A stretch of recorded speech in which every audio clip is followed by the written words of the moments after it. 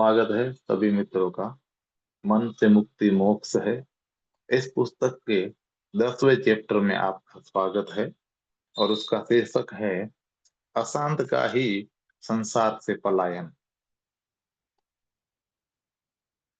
साधक पूछता है भगवान से कि मन जब एकदम शांत रहने लगेगा तो सांसारिक कार्य कैसे होंगे।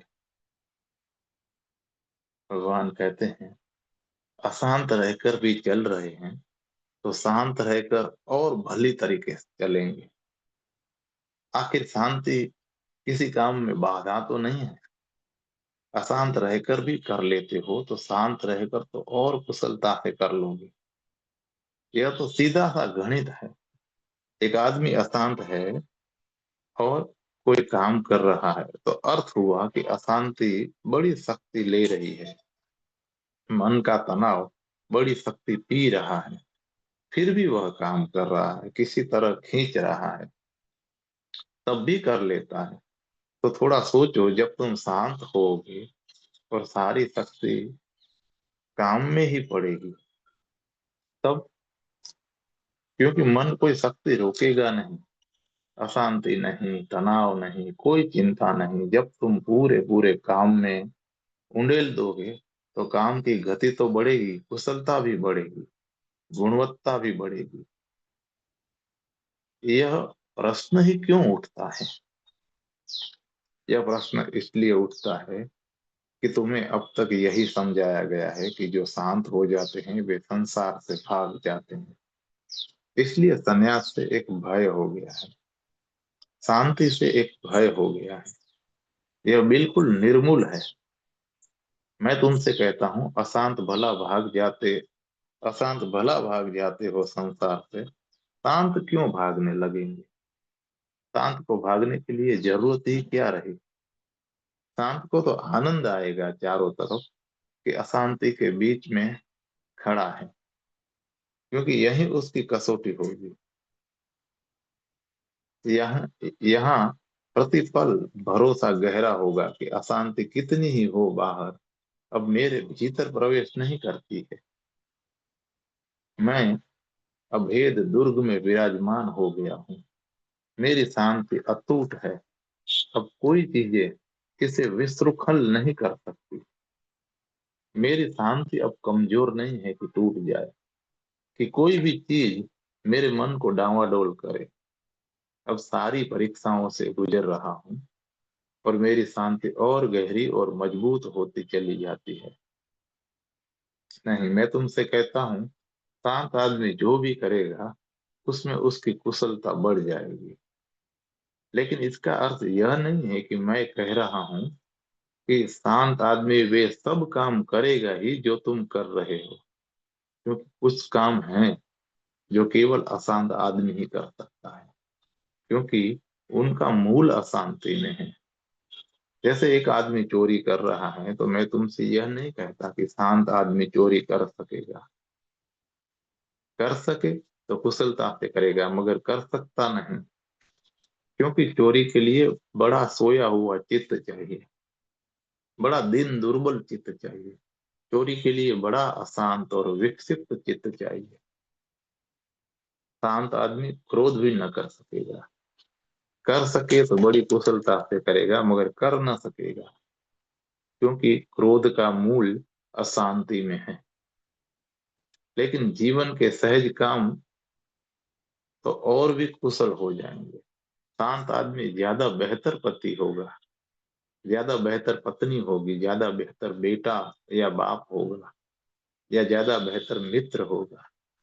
शांत आदमी के जीवन में जो भी शांति के साथ बच सकता है वह सभी बेहतर स्वर्णमयी होकर, सुगंधमयी होकर होगा। उसके सोने में सुगंध आ जाएगी। तो मैं तुमसे यह नहीं कहता हूं कि तुम्हारी सभी चीजें बचेंगी, लेकिन मैं यह कहता हूं कि जो बचाने योग्य हैं वे बचेंगी। जो बचाने योग्य ही नहीं है, जिनको तुम भी नहीं बचाना चाहते हो, वे ही केवल खो जाएंगी।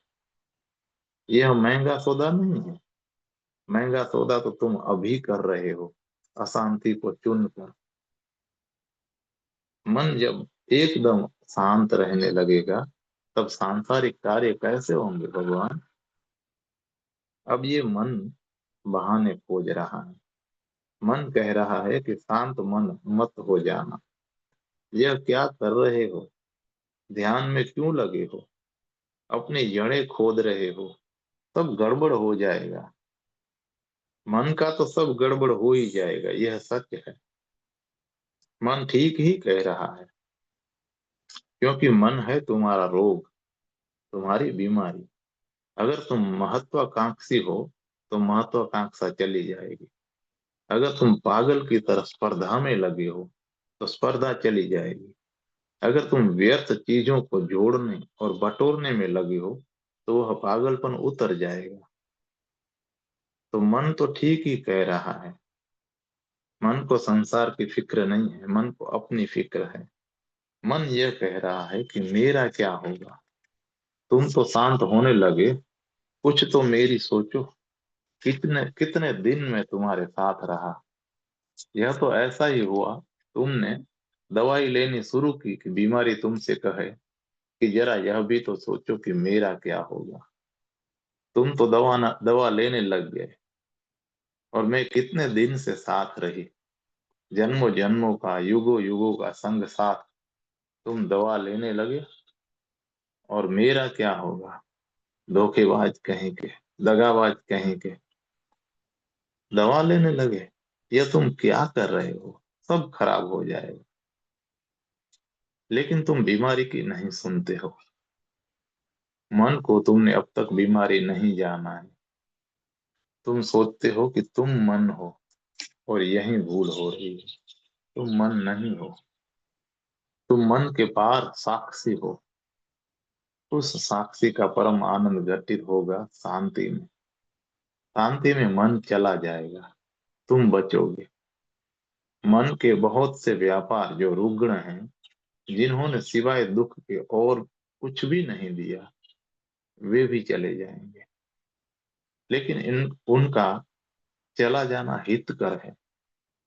मन सदा ध्यान में बाधा डालता है, क्योंकि ध्यान मन की मृत्यु है। अगर तुम्हें यह चिंता हो कि तुम अगर शांत हो गए तो संसार का क्या होगा, तो यह चिंता तुम बिल्कुल मत करो। बहुत अशांत लोग हैं, तुम्हारे जाने से यहाँ कोई बाधा न पड़ेगी। यहाँ काफी पागल हैं। तुम इस चिंता में मत पड़ो कि अगर ठीक हो गया तो पागल खाने का क्या होगा। ये तो चलता ही रहेगा, यह ऐसे ही चलता रहेगा। कुछ बाहर खड़े हैं, जोर से चिल्ला रहे हैं, जगह दो, क्यों में खड़े हैं, तुम हटो। वे बड़े प्रसन्न होंगे, तुम्हें वे धन्यवाद देंगे। इसलिए तो लोग सन्यासी का स्वागत करते हैं। चलो, एक जगह खाली हुई। इसलिए तो लोग त्यागी की महिमा गाते हैं, चरण छूते हैं कि धन्य प्रभु, कम से कम आपने जगह तो खाली की। तुम अक्सर पाओगे त्यागियों के पास भोगियों को स्तुति करते हुए। जैन मंदिरों में देखो, जो छोड़कर बैठे हैं, जो संसार को, जो छोड़कर बैठ गए हैं संसार, और जो संसार को जोर से पकड़े हैं, वे उनके चरण छू रहे हैं। वे कह रहे हैं कि बड़ी कृपा है आपकी। शायद उन्हें भी साफ न हो कि मामला क्या है। मामला यह है कि ये भी प्रतियोगी हैं। अब ये मैदान से हट गए हैं। जितने प्रतियोगी कम हुए उतना ही अच्छा है। संसारी सदा सन्यासियों की प्रशंसा करता है, लेकिन प्रशंसा निश्चित ही झूठ होगी, बेमन से होगी, असली कभी नहीं होगी। असली होती तो खुद सन्यासी हो जाता। यह बड़े आश्चर्य की बात है। भोगी त्यागी के चरण छूता है। अगर यह श्रद्धा सच होती तो खुद ही त्यागी हो गया होता। यह श्रद्धा झूठी है। वह कह रहा है कि आपने बड़ी कृपा की है। आपने बड़ा ही अच्छा किया जो छोड़ दी झंझट। जब एक राजनीतिज्ञ विदा होता है दिल्ली से, तो बाकी राजनीतिज्ञ उसकी विदाई का समारोह करते हैं। कहते हैं कि गिरी साहब आप चले बेंगलोर। बड़ी कृपा, फिर ना आना। आप बेंगलोर में ही बस जाना। आबो हवा भी अच्छी है, और दिल्ली में क्या रखा है। चलो, क्यू में एक आदमी कम हुआ। थोड़े हम आगे सरके। ऐसी आशा से तो आदमी जी रहे हैं। तुम इसकी फिक्र मत करना कि संसार का क्या होगा। संसार तुम्हारे बिना बड़े मजे से चल रहा था, और तुम्हारे बिना बड़े मजे से चलता रहेगा। तुम सिर्फ अपनी चिंता कर लो। और इतना मैं तुमसे कह सकता हूँ आश्वासन के साथ, कि जो भी शुभ है वह बचेगा, जो भी श्रेयस्कर है वह बचेगा, जो भी अशुभ अशुभ है वह छूट जाएगा।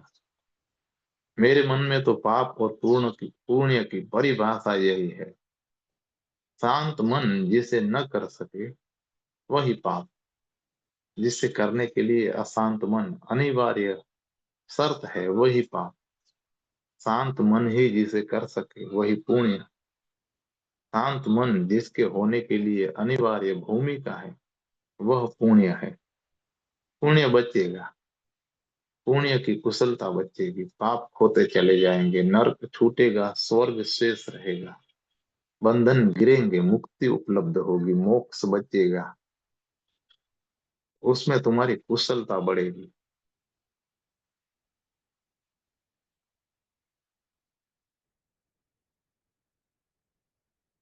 तुम कभी लौटकर ऐसा न सोचोगे कि बड़ी गलती कर दी जो शांत हो गए। अब तक किसी ने ऐसा नहीं कहा। जो भी शांत हुए हैं सदियों सदियों में अनंत लोग हुए हैं। यह श्रृंखला भी छोटी नहीं है। बहुत लोग हुए सदियों सदियों में। उनमें से किसी एक ने भी नहीं कहा कि शांत होकर उन्हें कोई पछतावा हुआ है। और इन सदियों में उनसे हजारों गुने लोग अशांत रहे हैं। उन सब ने सदा यह कहा कि चूक गए, कुछ कुछ भूल हो गई, कहीं जीवन का तार टूट गया, वीणा बजी नहीं, बांसुरी पर धुन उतर नहीं पाई। आए तो जरूर खाली आए, अब खाली ही जा रहे हैं। निरपवाद रूप से जो लोग अशांत रहे हैं वे पछताए हैं। निरपवाद रूप से जो भी लोग शांत हुए हैं उन्होंने धन्य भाग और सौभाग्य माना है। आज इतना ही। और दोस्तों, यह चैप्टर भगवान की पुस्तक जिन सूत्र भाग 2 और प्रवचन नंबर 18वां और उसके प्रश्न 6 से संकलित किया गया है। और हम आगे के चैप्टर की ओर बढ़ते हैं।